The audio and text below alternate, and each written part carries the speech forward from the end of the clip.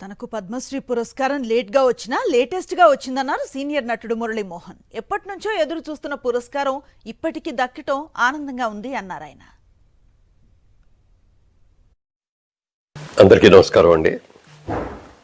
చాలా సంతోషంగా ఉంది నాకు. ఎందుకంటే ఎన్నో సంవత్సరాలుగా ఎదురు చూసిన ఈ పద్మ అవార్డ్స్ ఫంక్షను నిన్న సాయంత్రం 6 గంటలకు అనౌన్స్ చేసినప్పటి నుంచి అనేక మంది మిత్రులు, శ్రేయోభిలాషులు, మీడియా వారు అందరూ కూడా ఫోన్ చేస్తుంటే వాళ్ళందరికీ కూడా నా సంతోషాన్ని పంచుకునే అవకాశం నాకు వచ్చింది. మీకు ఎప్పుడో రావాల్సిందండి, ఇప్పటికైనా వచ్చిందంటే, sir nothing is late, it is లేట్గా వచ్చిన లేటెస్ట్గా వచ్చిందండి. తనకు పద్మశ్రీ పురస్కారం రావటం తన పూర్వజన్మ సుకృతి అన్నారు సీనియర్ నటుడు రాజేంద్ర ప్రసాద్.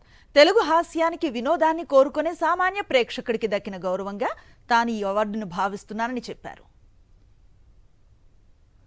నా ప్రాణానికి ప్రాణమైన తెలుగు ప్రేక్షక దేవుళ్ళందరికీ నమస్కారం. ఈరోజు నా జీవితంలో ఎంతో సంతోషకరమైన రోజు. భారత ప్రభుత్వం నాకు పద్మశ్రీ పురస్కారాన్ని ప్రకటించిందని తెలిసినప్పటి నుంచి నా కళ్ళు ఆనందంతో నిండిపోయాయి.